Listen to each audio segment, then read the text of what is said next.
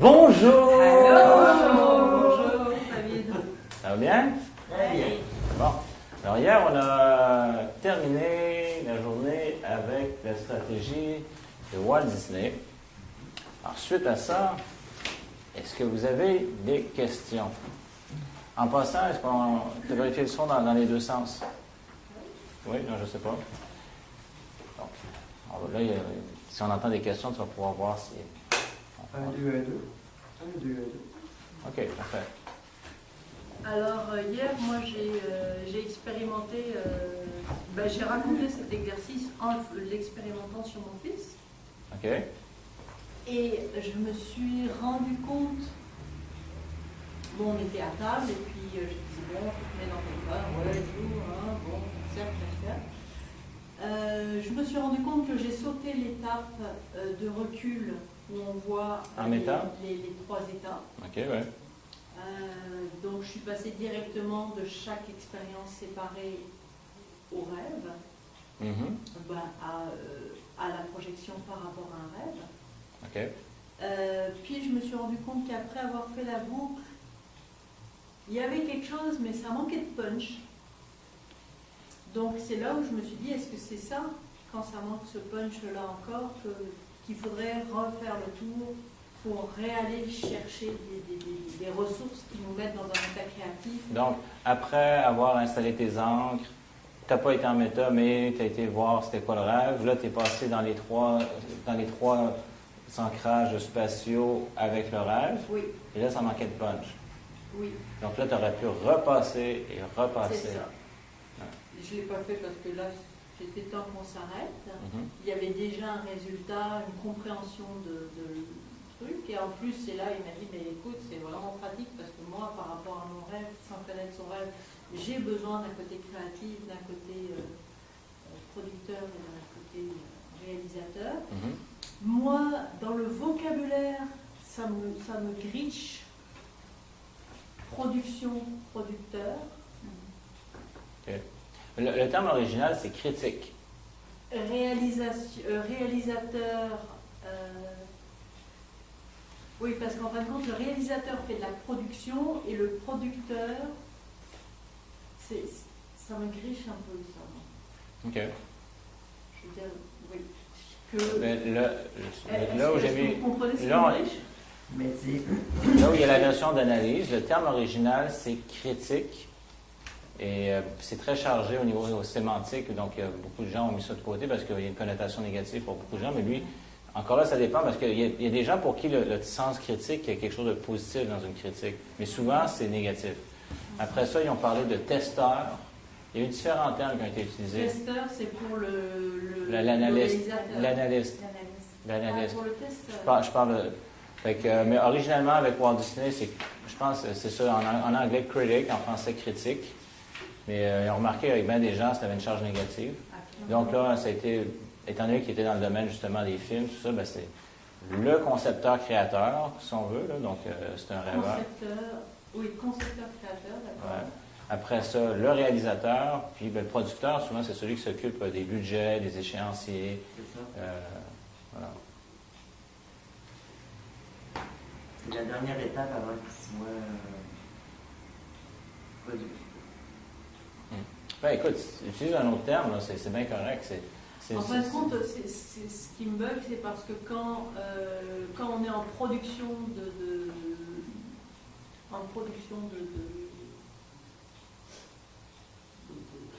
d'objets théâtrales, oui, en tant théâtre, on appelle pas ça une bannière, on appelle ça un décor. Voilà, donc on parle de production de décor. Là, on est déjà dans la réalisation. Ben, c'est un terme. Le plus important dans tout ça, ces termes-là ne sont pas importants. Ce qui est le plus important, c'est de savoir qu'il y a une étape de création. L'étape est très claire pour Mais moi. c'est ça, mais adapte les termes qui te conviennent le plus. Mais le plus important à retenir, l'essence dans tout ça, c'est qu'il y a un ancrage de créativité, il y a un ancrage d'action, donc de réalisation, mais d'action, et il y a un ancrage d'analyse. Oui. C'est vraiment ça. Après ça, selon ton modèle du monde, prends les termes qui te conviennent le mieux. Peut-être que moi je vais rester à créativité, action, analyse. Excellent.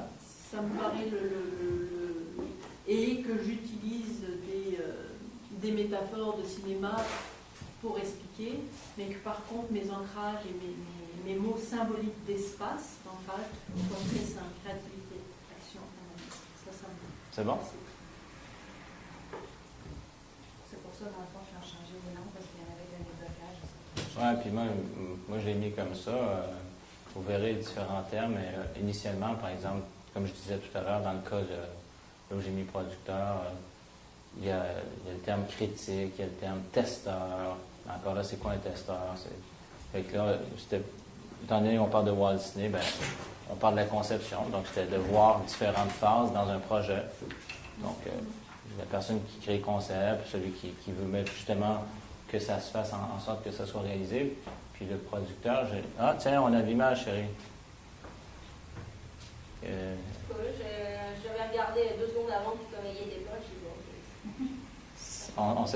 Y a-tu quelque chose dans les 2 secondes qui ont suivi après que tu sais c'est quoi? Ou... Non, parce que peut-être là, il y a eu là, c'était peut-être une question de délai.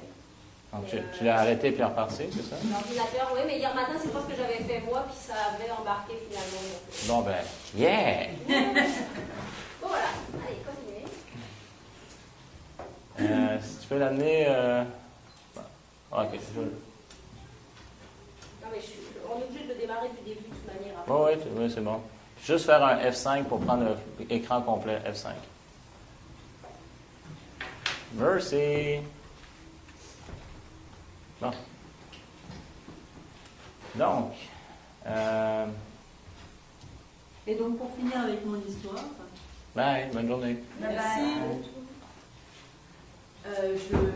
Par ma question, je vérifie que j'aurais pu retourner à proposer à cette personne à partir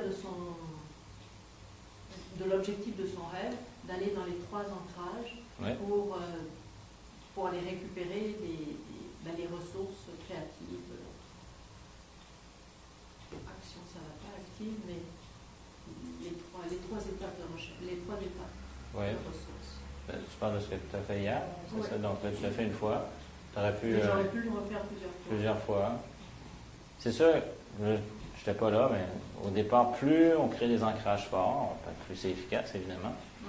Puis après ça, ben là, c'est l'intégration. Puis même, on voit que c'est un peu comme sur le même principe. Vous vous rappelez de la formule du succès qui en réalité intègre, certains vous diraient les 3 piliers de la PNL, mais moi, je vous en ai montré 4 parce que le rapport, on voit dans certaines écoles de PNL, puis moi, j'adhère à ça, là, que ça fait partie des piliers. Mais il y en a qui vont juste vous parler orienté objectif, acuité sensorielle, flexibilité. Fait que si, mettons, on prend avec ça, ces 3 piliers-là, dans la formule du succès, c'est, OK, connaître son objectif. Penser à l'action. On observe, donc c'est l'acuité sensorielle. Donc, selon l'observation qu'on a, là, on fait preuve, donc, de flexibilité pour réajuster. Bon, dans tout ça, il y a une notion de réajustement. Fait que quand on fait les 3 étapes comme ça, bon, c'est pas la même chose, mais il y a une évolution. Donc, il y a des idées qui sortent, là, on les met en action, donc, sur le terrain, on analyse. À partir de là, il y a des choses qui se réajustent. Comme on voit, donc quand par exemple on voit, mettons, OK, j'ai un objectif, je passe à l'action, là j'observe les résultats, c'est pas exactement ce que je voulais, là je vais faire preuve de flexibilité, fait que ça se peut que je réajuste mon objectif ou je réalise que j'ai besoin de plus de temps que j'avais prévu au départ, mettons, ou je réajuste mon action pour avoir le résultat que je veux. Mais donc il y a une notion de flexibilité où on se réajuste à travers ça. Donc l'objectif là-dedans, en l'occurrence dans cette technique-là, c'est le rêve, c'est l'objectif. Et on fait des observations en allant dans chaque espace. Mais inconsciemment, sans y penser, avec chaque espace, on revient, il y a des ajustements qui se font. Donc, on voit qu'il y a une similitude là, avec... vous allez voir de plus en plus vous allez en faire, plus vous allez voir, il y a des grands principes de base qui vont sortir. Fait qu'à un moment donné, telle technique, ah oui, ça, c'est à la base, c'est ça.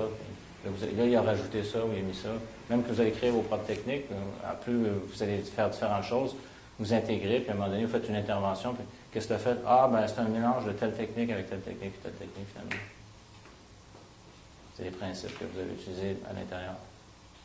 Et là, vous avez des structures. Ça, c'est l'avantage en termes de modélisation pour rapidement avoir les mêmes résultats. Et plus vous en faites, plus vous ressortez les principes qu'il y a dedans, donc l'essence, puis vous allez pouvoir faire vos propres techniques. Et jusqu'au jour où vous allez écrire votre livre avec votre recueil de techniques. Yes. Moi, j'avais une question, pas sur ce qu'on a fait hier, mais plus générale. Oui. Moi aussi, j'ai fait des tests hier soir. Qu'est-ce qu'on peut faire sur une personne qui est comme fermée à l'idée que ce qui est là ne peut pas changer?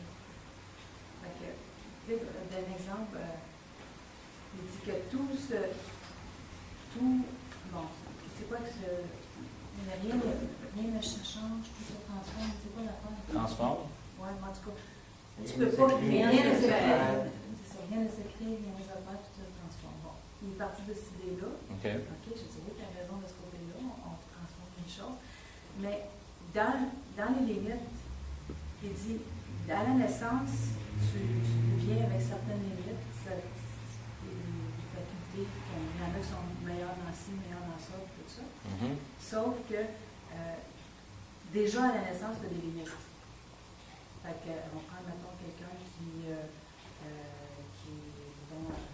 dysphasique, il y a certaines limites, l'autre va avoir certaines limites. Fait que ça, ces limites-là, tu ne peux pas les changer. C'est la différence entre des limites et des limitations. OK. Parce que j'ai donné l'exemple hier de que, tu sais, quand on se faisait le point, là, après ça, on mettait nos propres limites, puis après ça, on fermait les yeux, puis là, on se faisait 360. Puis 360, c'est un peu beaucoup, là. En tout cas, moi, j'ai dit 360. C'est pour ça que j'ai été étourdie quand j'ai dit ça. En tout cas, je dis, quand tu je vous ai fait faire à 360 dans votre esprit, mais... moi, je tombe. C'est ça, fait que je dis, après ça, quand tu retournes à ton point en arrière, ben, je disais, ta limite n'est pas la même. Je l'ai vécu, fait que je dis, on a tout vécu, on a notre limite, ça veut dire qu'on était plus loin que la limite qu'on s'était imposée. Fait que, il dit, oui, je comprends ça, mais il dit, ça ne veut pas changer, ça, nos limites. Ben, je dis, oui. C'est là qu'on voit qu'on peut des fois avoir des arguments sur certaines choses. Je pense, il me semble que je vous avais donné cet exemple-là quand je vous avais parlé de la structure de surface et la structure profonde. Autant des gens peuvent s'entendre sur le même terme. Le respect, c'est important. Absolument, le respect, c'est important. Mais chacun a des règles différentes par rapport au respect. Puis ils pensent se comprendre, mais ils ne parlent peut-être pas de la même chose. Puis une fois, j'avais eu une conversation il y a plusieurs années avec un ami intelligent. Puis là, on ne se comprenait pas. Moi, j'ai parlé d'équilibre, puis là, lui, ça ne marchait pas. Puis à un moment donné, je dis, dis-moi, non, c'est quoi ta définition du mot équilibre? Puis, contrairement à moi, pour lui, c'était quelque chose qui était statique. Puis moi, l'équilibre, comme l'homéostasie dans le corps, tout ça, je vois ça comme étant quelque chose de dynamique, là. Mais lui, il y avait la notion de statique là-dedans. Je disais, OK, non. Puis là, c'est donc, mais quand ça bouge, lui, il y avait un autre terme de dynamique, quelque chose, ou je ne sais plus quoi. Mais là, on a vu que juste sur les mots, on n'avait pas le même sens pour le mot. Sur le même mot. Fait qu'on utilisait donc la même structure de surface, mais au niveau de l'essence qu'on donnait, structure profonde, c'était d'autres choses. Fait qu'on s'est entendu là-dessus. Fait que je prends un exemple dans une conversation entre limites et il y a une distinction. Mettons limitation. Il y a des limites physiques, ou même humaines, dans le sens qu'un être humain, mettons, va pouvoir porter tant de centaines de kilos, mettons, au mieux. C'est beaucoup, là, mais là, on va voir selon la capacité des muscles, du système osseux, etc. Mais que, bon, il y a des athlètes, on va dire, on voit des athlètes qui vont se rapprocher de plus en plus de leurs limites. Et c'est pas pour rien qu'on voit de plus en plus d'athlètes de haut niveau qui se blessent maintenant. Parce qu'ils sont proches de la limite. Fait qu'ils ont repoussé leurs limitations, mais ils vont proche de la limite de ce que le corps est capable de prendre. Fait que c'est comme on sait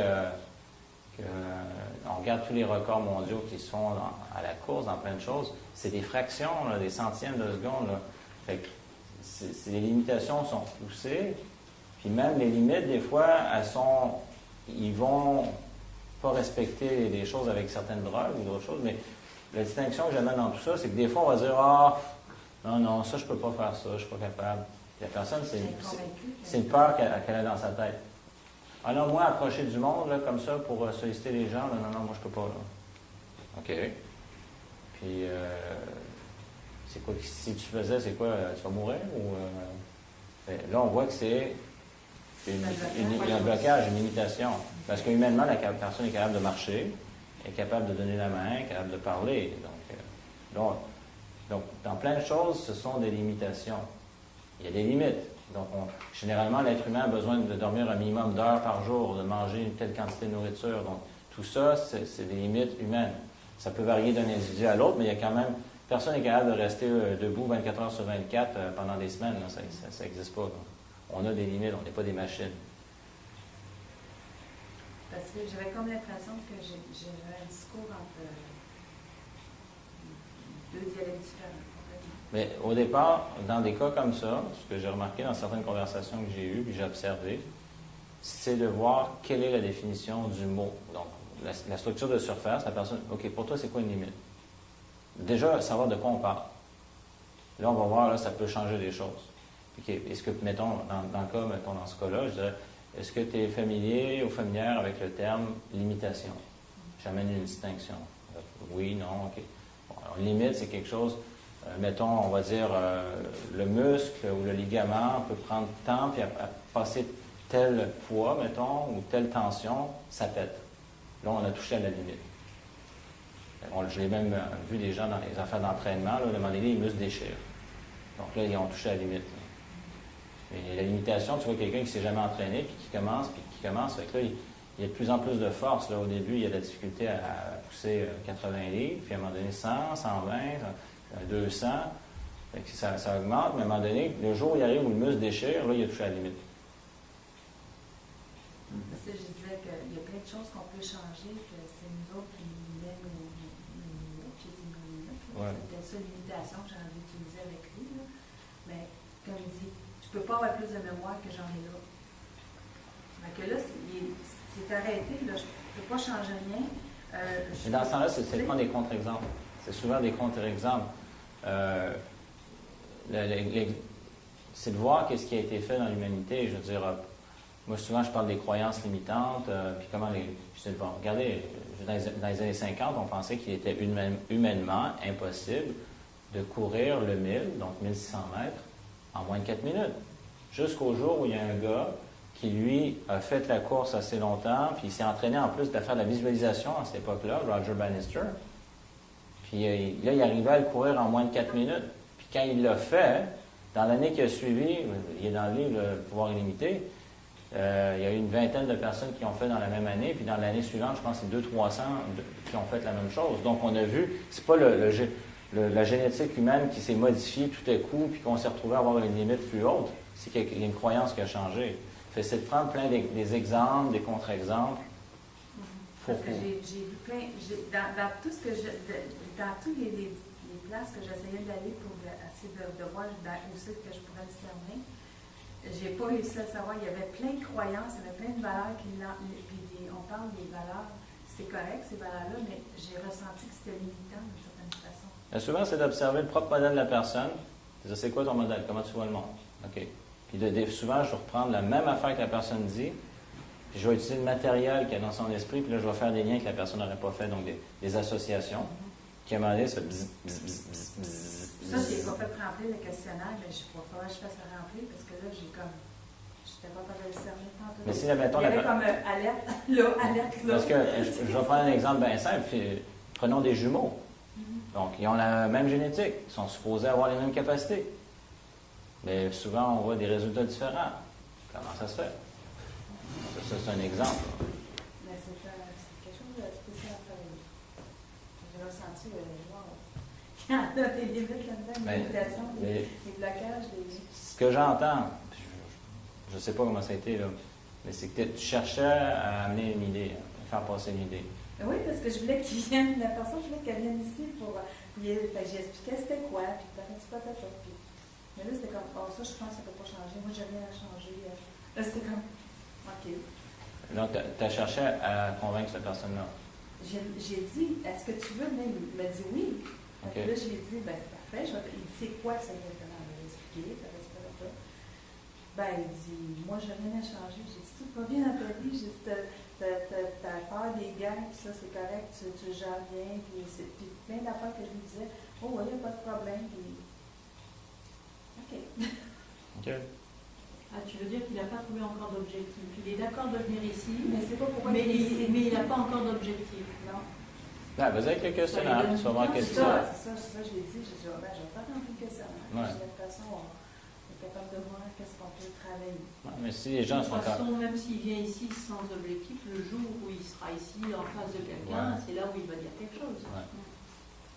Ben, non, mais moi, j'ai déjà rencontré des gens dans les formations d'entreprise. Moi, tout va bien. Ben, super, bravo. À un moment donné, je commence à montrer là, qu'est-ce qu'on peut faire. Ah, ben là, au début, tout est beau. OK, ben tout est beau, bravo. Je ne me bats pas avec la personne. Ben, tout est beau, ça veut dire je me suis arrangé avec mes affaires pour vivre une forme d'équilibre qui ne me dérange pas. Ben, parfait. Fait dans ce sens-là, est-ce qu'on va forcer la personne à dire non, tu devrais aller encore plus loin? Si la personne est correcte, c'est correct. Mais des fois, la personne, tout est beau, puis là, elle voit des nouvelles options, elle va dire hey, sais-tu, ça m'intéresse. OK. Ben oui. Attends. Si c'est si facile de changer, ça m'intéresse. Ah ouais. On respecte les gens, là où ils sont. De toute façon, ils ne feront pas bien avec si des pouces. Non, ça donne rien, c'est improductif. C'est plutôt les informer, puis à un moment donné, ils vont découvrir des choses, puis là, il y en a qui ont le goût. Puis d'ici ce temps-là, peut-être que ça va trotter, là, tout ce que tu dis aussi, là.